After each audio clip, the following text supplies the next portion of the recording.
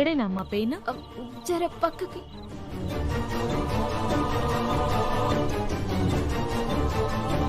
ఇక్కడ డాక్టర్ తను ప్రెగ్నెంట్.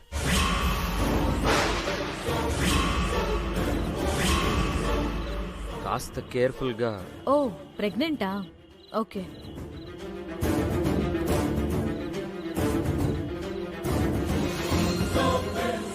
ఇక్కడేం నొప్పి లేదుగా? లే డాక్టర్. ఎన్నో నెలమ్మా? గది గది మరి డాక్టర్ అడుగుతున్నారుగా, చెప్పు. 5 నెలల డాక్టర్. ఏంటి డాక్టర్? ఏం లేదు, కట్టు కడితే సరిపోతుంది. 1 డే రెస్ట్ తీసుకోవాలి.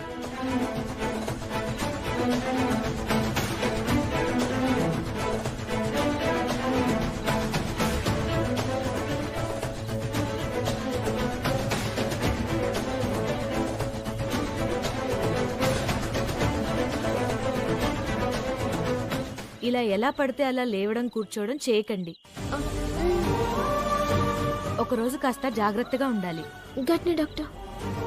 సామ్రాట్ గారు, మీరు బయట వెయిట్ చేయండి, నేను ప్రిస్క్రిప్షన్ పంపిస్తాను.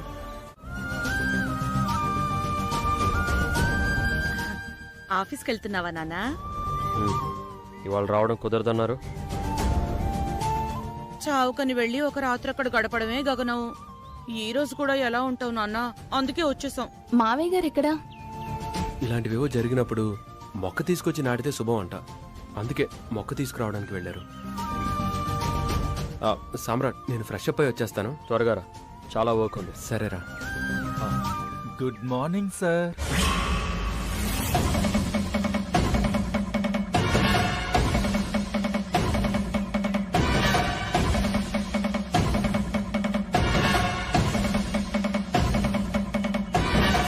లోపలికి రావచ్చా సార్? అదేం రోహిత్ పరాయి వాడ్లాగా?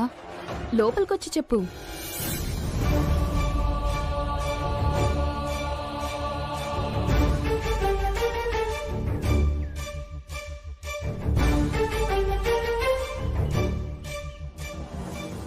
లోపలికి రానిచ్చినందుకు కృతజ్ఞతలు సార్. నీలా ఇక్కడ పని లేని వాళ్ళు ఎవరూ లేరు. ముందు విషయం చెప్పు.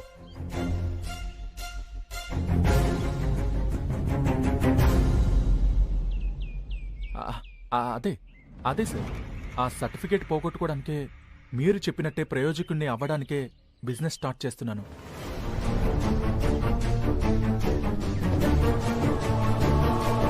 మిమ్మల్ని ఇన్వైట్ చేద్దామని వచ్చాను. రోహిత్, సామ్రాట్ బిజీ అని తెలీదా నీకు? తెలుసు, కానీ నాకు ఇన్స్పిరేషన్ సామ్రాట్ సారే కదా. సార్ చేతుల మీదుగా షాప్ ఓపెన్ చేస్తే శుభం అని. ఇంతకీ ఏ షాప్ రోహిత్? జ్యూస్ ఫ్యాక్టరీ అక్కయ్య గారు. ఏంటి జ్యూస్ ఫ్యాక్టరీయా? అంటే ఇప్పుడు షాపు, రేపు ఫ్యాక్టరీ అవుతుంది కదా పెద్దబాబు గారు. Juice shop? జ్యూస్ షాప్, పళ్ళ రసాల దుకాణం. అదే, తెలుగులో అదే.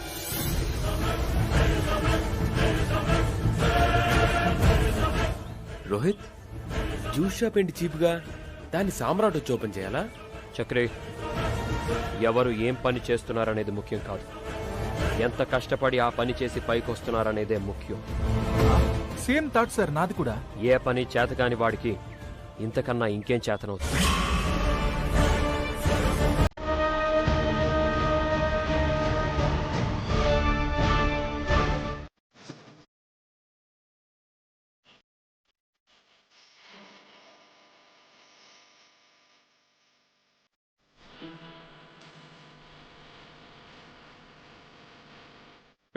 మూడు జ్యూసులు రెడీ చేయి.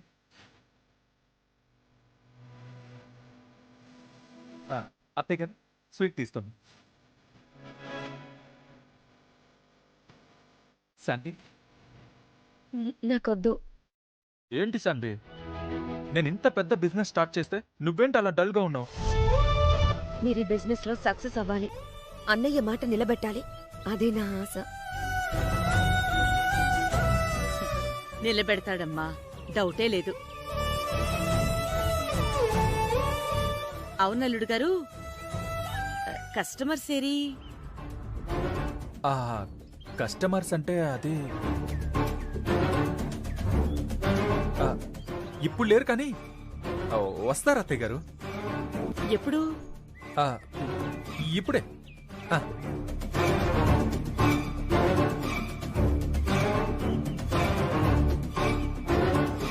ఆ, హలో బ్రదర్, కొత్త జ్యూస్ షాప్, టేస్ట్ చేయండి.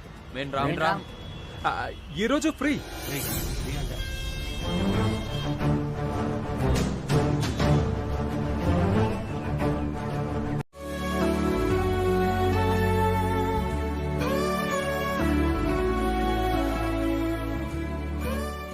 ఆయన వచ్చిండ్రు. ఏం తాగుతారో తెలియదు, ఏం కావాలనో తెలియదు, అడగాలనో అడగొద్దో తెలియదు. ఏం కావాలనో అడుగుదాం, మనకు తప్పదు కదా.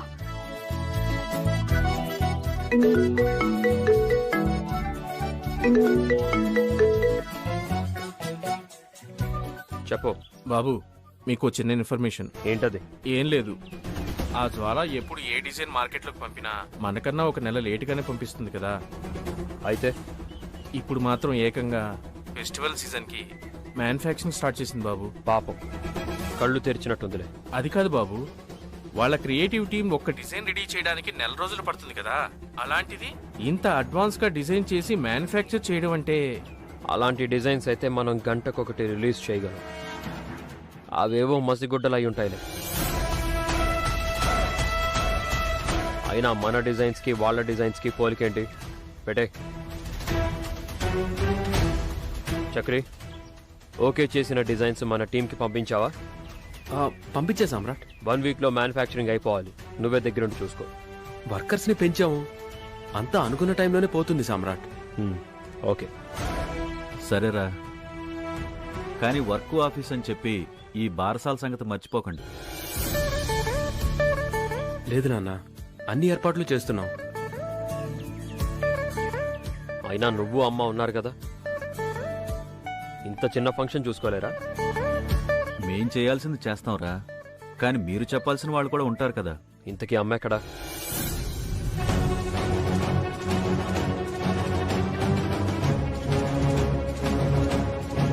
అదేంటి వీడు నన్ను అడుగుతున్నాడు? అసలే వీడికి తెలియకుండా జ్యూస్ బండి ఓపెనింగ్కి వెళ్ళానే. సర్లే, ఏమంటాడో చూద్దాం. అమ్మ ఎక్కడికి వెళ్ళిందంటే మాట్లాడరే. అమ్మా, ఏంటన్నా? ఎక్కడికి వెళ్ళావు? అది మరి బయటికెళ్ళానన్నా. అదేనమ్మా, ఇంట్లో రేపు ఫంక్షన్ ఉంది కదా, ఇన్ని పనులుండగా ఎక్కడికి వెళ్ళావు? ఫంక్షనే కదా ఉంది. ఫంక్షన్ గురించే చెప్పడానికి వెళ్ళానన్నా. చుట్టుపక్కల వాళ్ళకి ఒక మాట చెప్పాలి కదా. గీస్ వంటి కవరింగ్లు అయితే మస్తు చేస్తుంది మా అత్త. ఫంక్షన్కి ఇన్వైట్ చేయడానికి వెళ్ళి ఎందుకమ్మా అంత కంగారు పడుతున్నావు? నాకు కంగారే ఉంది నాన్న. హలో అత్తయ్య గారు, నేను చక్రిని. బాబు, మీరా? ఎలా ఉన్నారు? బాగున్నాను అత్తయ్య గారు. పాప అవంతిక ఎలా ఉన్నారు? అందరూ బాగున్నారు. రేపు పాప బారసాల. అవునా? ఎంత శుభవార్త చెప్పారు బాబు. మీరు, మావయ్య గారు అందరూ తప్పకుండా రావాలి. మీరంతలా చెప్పాలా బాబు? తప్పకుండా వస్తాం. వాసన తక్కుందా? లేదు బాబు, పక్కింటి వాళ్ళకి ఏదో ఇవ్వాలని వెళ్ళింది. ఓ సరే, వస్తే అక్కకు కూడా చెప్పండి. అలాగే బాబు, తప్పకుండా. ఉంటాను.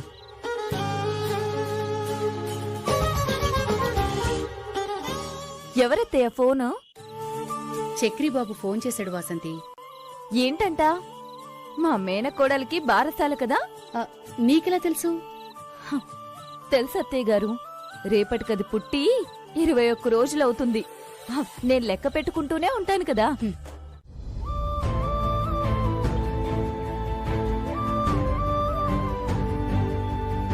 ఏంటి శాన్వి ఇది?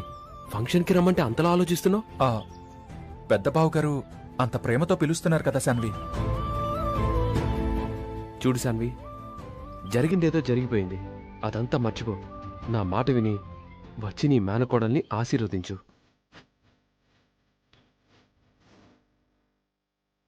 బావగారు చూడు ఎంత ఫీల్ అవుతున్నారో. వెళ్ళకపోతే ఏం బాగుంటుంది శాన్వి. ఏమండి మీరు కాస్తుంటారా?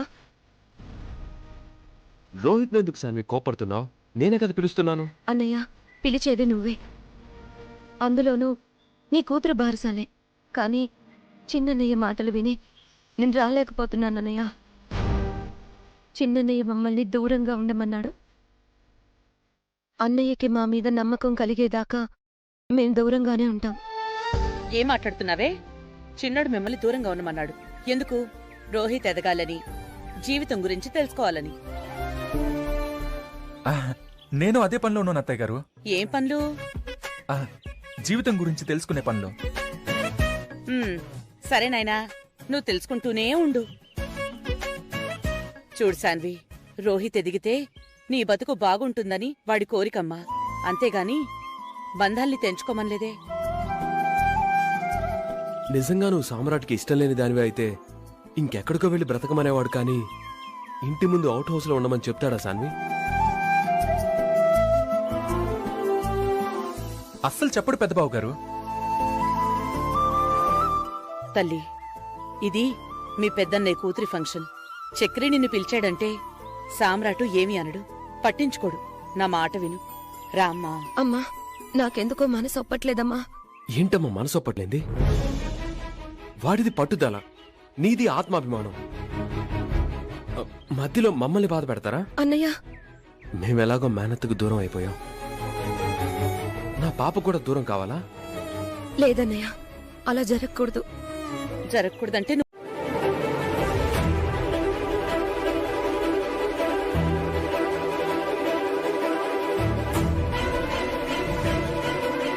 అమ్మాయికి ఎన్నో నెల? ఇప్పుడు 5వ నెల. ఆహా, పుట్టబోయే బిడ్డ ఖచ్చితంగా 4 కిలోల బరువుతో పుడుతుంది. అదేంటమ్మా? అవును మరి, 5వ నెలలో ఇంత పెద్ద పొట్ట కనిపిస్తుందంటే బిడ్డ ఎదుగుదల బాగున్నట్టు.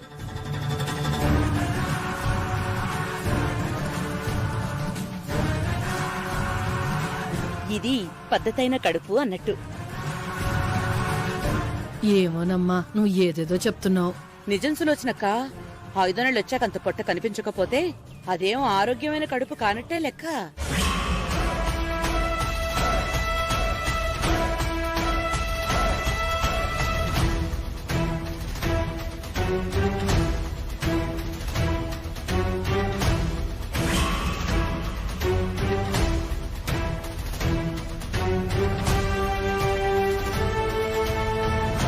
అవును మరి, పద్ధతి లేని కుటుంబం, భక్తి లేని ముడుపు ఎందుకని? వృధా కదా. అమ్మా ఇలా రా. ఆ ఆ అబ్బాయి పిలుస్తున్నాడు, ఇప్పుడే వస్తాను. అలాగేనమ్మా. ఏం నాన్నా? ఎవరు వాళ్ళు? సులోచన అక్క, అవంతిక వాళ్ళకి తెలిసిన వాళ్ళు. ఆ అమ్మాయి ప్రెగ్నెంటా? ఆ అవునన్నా, ఇప్పుడు 5వ నెల. అదే మాట్లాడుకుంటున్నాం. శ్రీవల్లికి ఎన్నో నెల?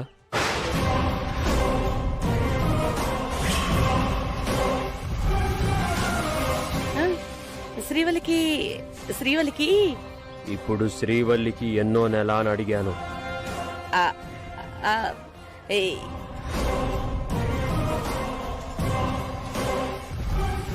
ఆ, 5 నెల. ఏం బాబు? ఈ అమ్మాయికి 5వ నెల, శ్రీవల్లికి 5వ నెల. మరి ఈ అమ్మాయికి అంతలా పెరిగిన స్టమక్ శ్రీవల్లికి ఎందుకు పెరగలేదు?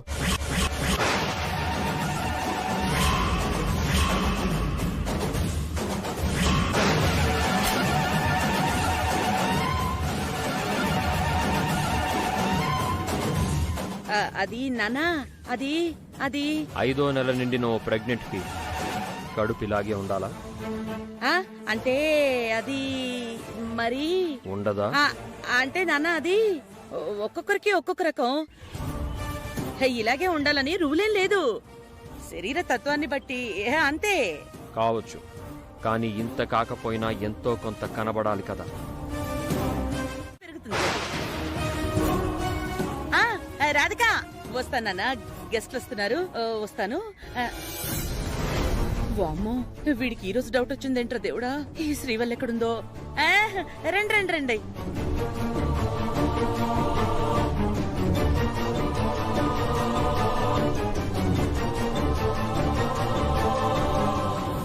బాగున్నారు అల్లుడు గారు? ఇప్పుడు మీ అమ్మాయికి ఎన్నో నెల?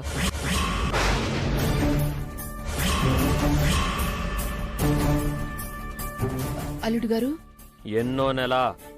5వ నెల అనుకుంటా. ఆ అమ్మాయిని చూసారా?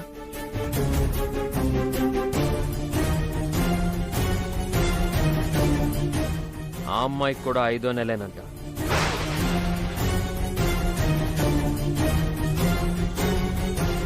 కానీ ఈ అమ్మాయికి ఉన్న పొట్టలో 1% కూడా మీ అమ్మాయికి ఎందుకు లేదు? ఏంటి లోపం? ఏంటి ప్రాబ్లం? చచ్చా, లోపాలాంటి సమస్యలు ఏం లేవు బాబు. మరెందుకలా?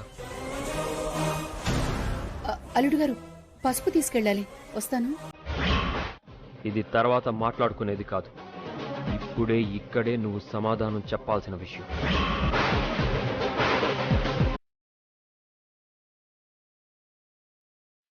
ఏంటండి ఇది? సమాధానమని ఉత్తగనే వణికిస్తారు. పండుగ లేదు, పబ్బం లేదు. అయినా నేనేదైనా తప్పు చేస్తే పొద్దుకోకనం కడుగుండ్రి కాదననా? ఇది తప్పొప్పుల సమస్య కాదు, నీ కడుపు సమస్య.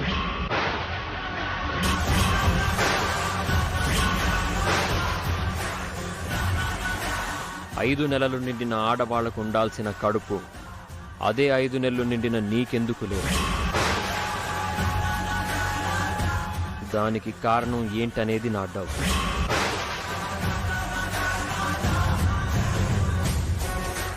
ఎన్నాళ్ళైనా నీ కడుపు ఎందుకు పెరగలేదు? నిన్నే అడుగుతుంది. శ్రీవల్లి, శ్రీవల్లి, శ్రీవల్లి, సామ్రాట్, నువ్వు కూడా ఇక్కడే ఉన్నావా? రండి. ఏంట్రా? ఏంటంటావేంట్రా? ముహూర్తం దాటిపోతుంది. పాపను ఉయ్యాల్లో వేయాలని పంతులు గారు పిలుస్తున్నారు. రండి శ్రీవల్లి, త్వరగా రా. గట్టిని బావగారు. అమ్మ పోదన్నాడు.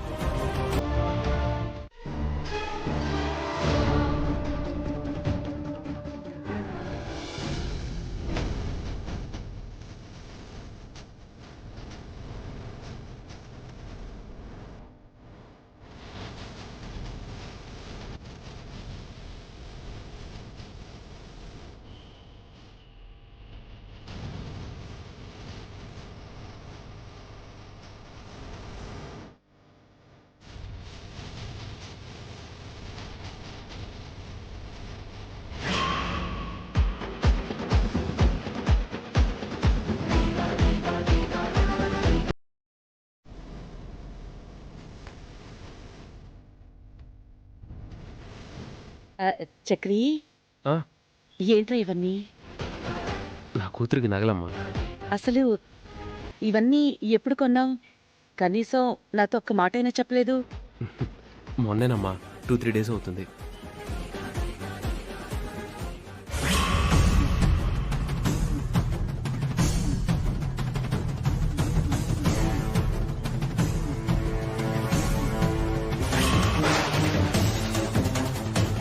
చివరికి నువ్వు కూడా దాటేస్తున్నావు. ఎందుకు? నానా, కడుపు ఎదుగుదల అందరికీ ఒకేలా ఉండదు కదా. వారి వారి శరీర తత్వాన్ని బట్టి ఉంటుంది.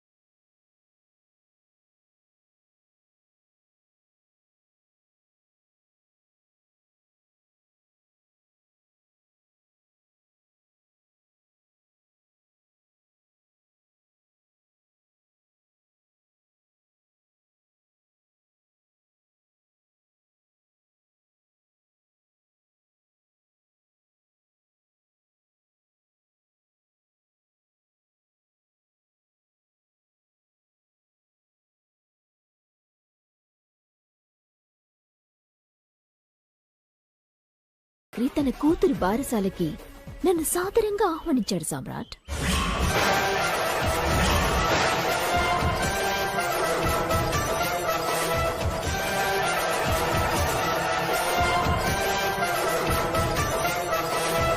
హాయ్ చక్రి గారు. మీరా? మీరు రాననుకున్నారా? అంటే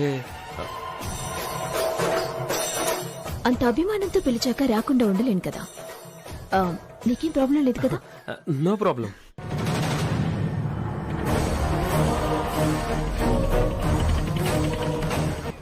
పాప దగ్గరికి వెళ్దామా? పదండి. ఏంట్రా ఇదంతా? సమ్రాట్ అనుకోకుండా ఇన్వైట్ చేయాల్సి వచ్చింది. తను వస్తుందని కూడా అనుకోలేదు. ప్లీజ్ రా, ఏమనుకోవద్దు. చక్రి గారు,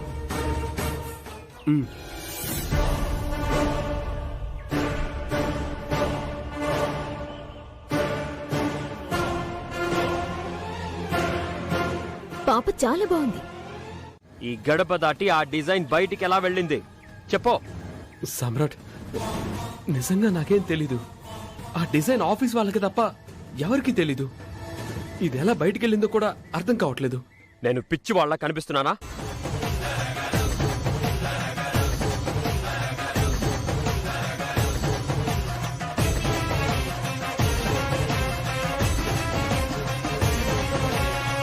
అంటే ఏంట్రా నువ్వు అనేది? శత్రువుతో స్నేహం, అఫెక్షనేట్ గా హ్యాండ్ షేక్, ఫంక్షన్ కి ఇన్వైట్ చేయడం, ఏంటిదంతా?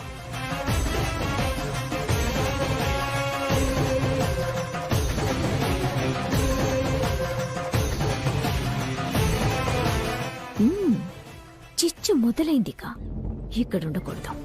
సమ్రాట్ ప్రామిస్ రా, నాకేం తెలీదు.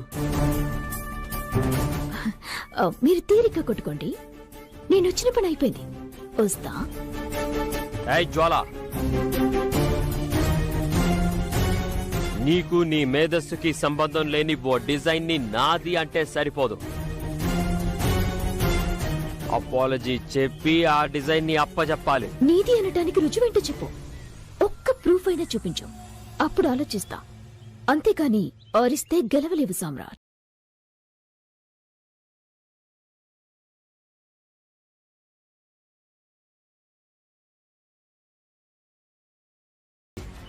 ఏంటలా బొమ్మలా నిలబడ్డావు? 20 కోట్ల కాంట్రాక్ట్, ఆ డిజైన్ నీ చేతుల్లో నుంచి ఎలా బయటికెళ్ళింది? సమ్రాట్ ప్లీజ్ షట్ అప్.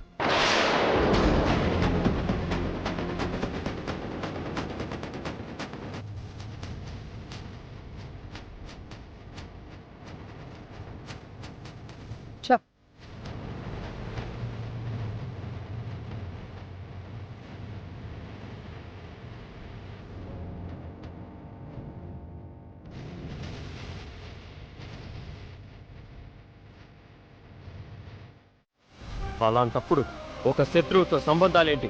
ఆ జ్వాలతో పరిచయాలు ఎందుకు? ఒక రాక్షసి కారులో తిరగడం ఎందుకు? దాన్ని మన ఇంటి ఫంక్షన్ కి పిలవడం ఎందుకు? దీన్ని బట్టి ఏం అర్థం చేసుకోవాలి? సమ్రాట్ నేను తనతో పరిచయం పెంచుకోలేదు. కొటేషన్ వేయడానికి వెళ్తుంటే కార్ బ్రేక్ డౌన్ అయింది. ఆ జ్వాల లిఫ్ట్ ఇచ్చింది. దానికి కూడా అక్కర్లేదన్నాను. బలవంతం పెట్టింది. కొటేషన్ వేయడానికి టైం అయిపోతుంది. వేరే దారి లేక లిఫ్ట్ తీసుకోవాల్సి వచ్చింది. మాటల్లో పాప బారసాలని తెలిసి నన్ను పిలవరాని బలవంతం పెట్టింది.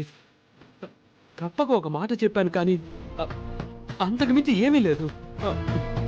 నన్ను వస్తుందని కూడా అనుకోలేదు. శత్రువుతో ఎలా ఉండాలో తెలీదు, తోడేలుకి ఎంత దూరంగా ఉండాలో తెలీదు, కంపెనీకి ఊపిరి లాంటి డిజైన్స్ ని ఎంత సీక్రెట్ గా ఉంచాలో తెలీదు. నీ గదిలో నువ్వేసిన డిజైన్స్ నీకు తెలియకుండా రెక్కలలో వచ్చాయో తెలీదు,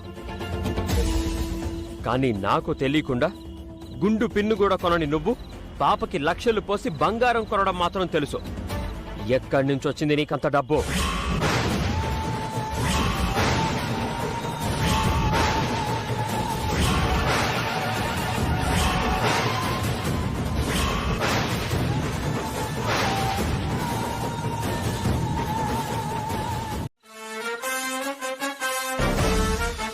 ఒక డిజైన్ మన బ్రెయిన్ లో నుంచి క్యాన్వాస్ మీదకి వచ్చిందంటే అది కంపెనీకి ఆక్సిజన్ లాంటిది.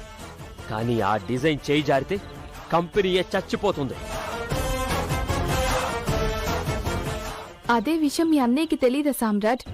ఒక డిజైన్ ని ఎంత జాగ్రత్తగా చూసుకోవాలో, ఎంత భద్రంగా దాన్ని మెటీరియలైజ్ చేయాలో తెలియని వ్యక్తి కాదు కదా. తెలిసి ఏం చేశాడు? మన కంపెనీ డిజైన్స్ ని మన శత్రువుకు అప్పగించాడు.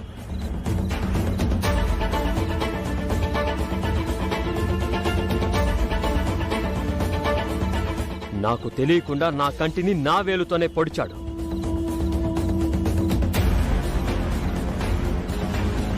అని మీరెట్లా చెప్తారండి? నిజమేందో అబద్ధమేందో ఎవరిలో తెలియదు కదా. ఫంక్షన్కొచ్చిన మనిషి ఒక ముద్ద తిండి తిని వెళ్లాల్సింది పోయి మన కంపెనీ డిజైన్స్ ని మనకే గిఫ్ట్ గా ఇచ్చి నువ్వేం చేయలేవు, ఈ డిజైన్ నాది అని ఛాలెంజ్ చేసి వెళ్ళింది. హేళనగా మాట్లాడింది. కళ్ళు కనబడలేదా? ఇంతకన్నా ఆధారం కావాలా? అది కాదు నాన్న, ఈ నెళ్లలో ఇలాంటి తప్పు ఎప్పుడైనా జరిగిందా? చక్రి నిన్ను కాదనిలా చేస్తాడా? వాణ్ణి నువ్వే అర్థం చేసుకోకపోతే ఇంకెవరు అర్థం చేసుకుంటారా?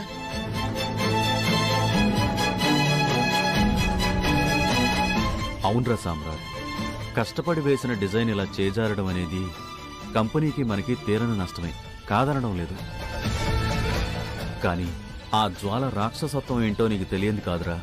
నువ్వు ఆ వైపు నుండి ఆలోచించాల్సింది పోయి మీ అన్నయ్యని ఇలా తప్పు పట్టడం. మరేం చెయ్యాలి? విలువైన డిజైన్స్ దాని చేతుల్లో ఉన్నాయి. ఆ డిజైన్స్ కి సంబంధించిన పనులు రేపటి నుంచి జరగాలి. అంతా ఆగిపోయింది. దీనంతటికి ఎవడు కారణం? వీడు కాదా?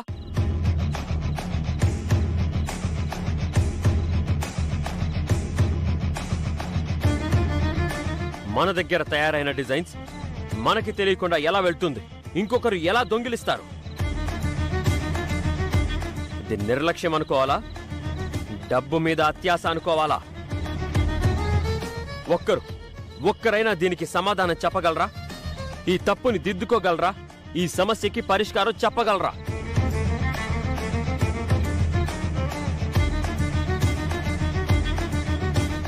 చేసిన తప్పు కళ్ళ ముందు కనబడుతుంది. రేపా జ్వాల మన డిజైన్స్ ని దర్జాగా మార్కెట్లోకి పంపబోతుంది. ఎవరి నష్టాన్ని పూడుస్తారు? ఎవరు దీనికి బాధ్యత వహిస్తారు?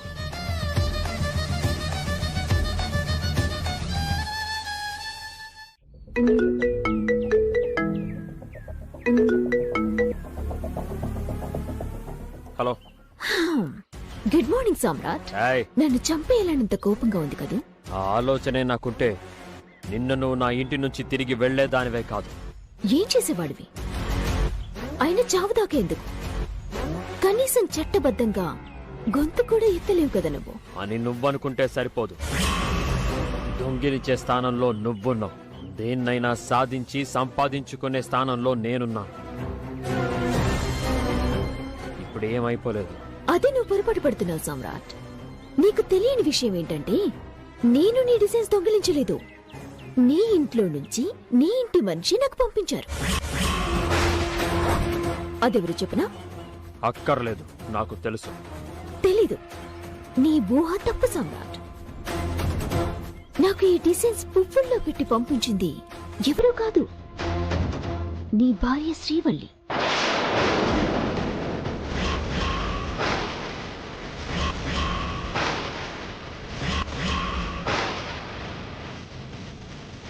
పిచ్చి పిచ్చిగా మాట్లాడొద్దు, చచ్చిపోతావు. నువ్వు నమ్మవని నాకు తెలుసు. నీకు ప్రతిదీ లాజికల్ గా ఉండాలి. ఆధారాలు కావాలంటావు. ఓకే, ఇప్పుడు ప్రూఫ్స్ పంపిస్తున్నాను, కళ్ళారా చూడు.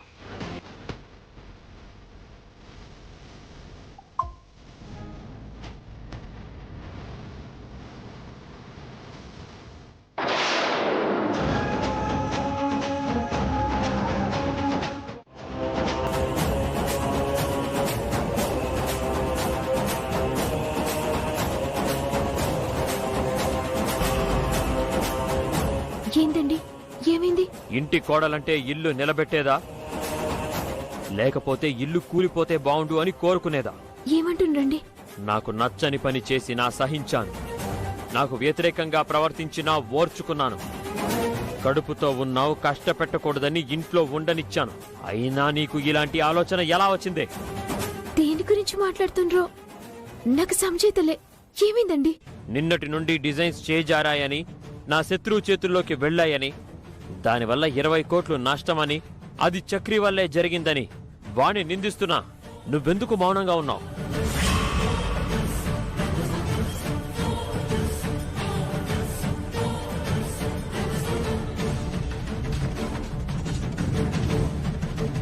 ఎందుకు నోరు విప్పలేదు?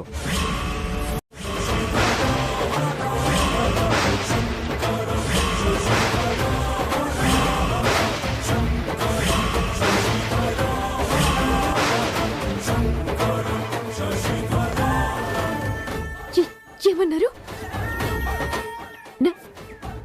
నా ఫోన్లోకెళ్ళి జ్వాల ఫోన్కి అనుకున్నాను ఇలాంటిదేదో జరుగుతుందని. లేకపోతే చక్రి తప్పు చేయడమేంటి? తమ్ముడంటే ప్రాణంగా పనిచేసేవాడు శత్రువుకి అమ్ముడుపోవడమేంటి?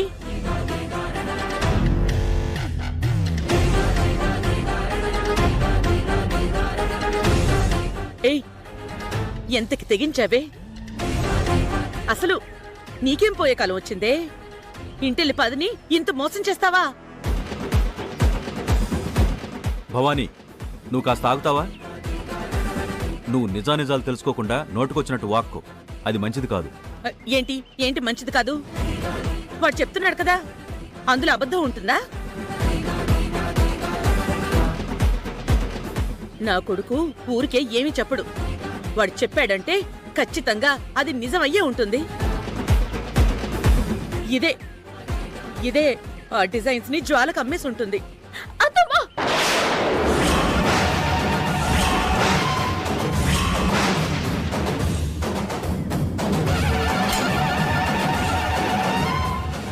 మీకు నా మీద కోపం ఉంటే నన్ను తిట్టుండ్రి, కోపం సలారకపోతే కొట్టుండ్రి.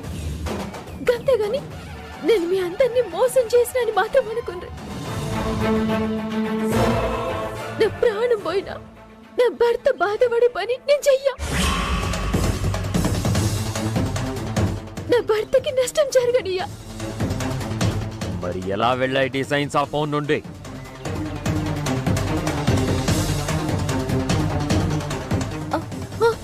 ఒక్క నిమిషం అండి.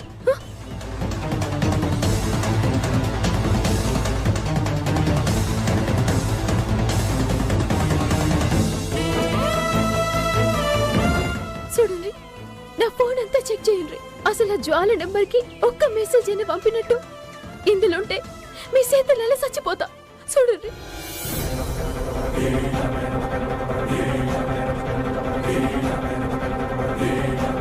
చూసేపుండ్రి.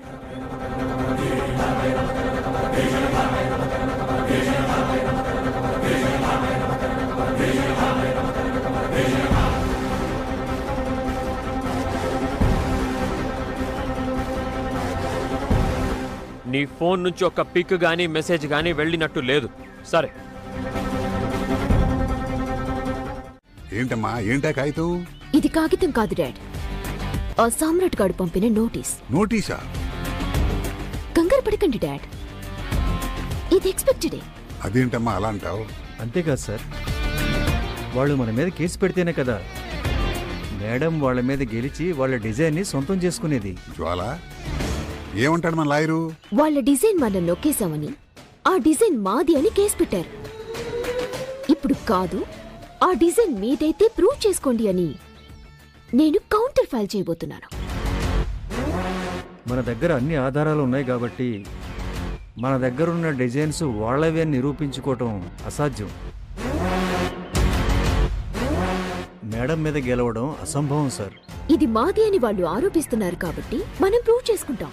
దానికి మనం ప్రిపేర్ అయినాం. కానీ వాడెలా ప్రూవ్ చేసుకుంటాడు అనేది పాయింట్. అది జరగని పని మేడం. అందుకే లాయర్ గారు, మీరు కౌంటర్ ఫైల్ దాఖలు చేసి వాడికి నోటీస్ పంపించండి. అలాగే మేడం. అమ్మా జ్వాల, అపోజిషన్లో ఉన్న వాళ్ళం, నెంబర్ 2 స్థానంలో ఊగిసలాడుతున్న వాళ్ళం, మనమే ఇంత ప్రిపేర్ అయ్యి ఇంత కాన్ఫిడెంట్గా ఉంటే వాడు నెంబర్ 1 పొజిషన్లో ఉండి బిజినెస్ రూల్ చేస్తున్నవాడు వాడెంత ప్రిపేర్ అయ్యి ఉంటాడు ఆలోచించు. వాడికి ఆ ఛాన్స్ ఇవ్వడం లేదు డాడ్. ఇదంతా ఒక ప్లాన్ ప్రకారం జరగబోతోంది.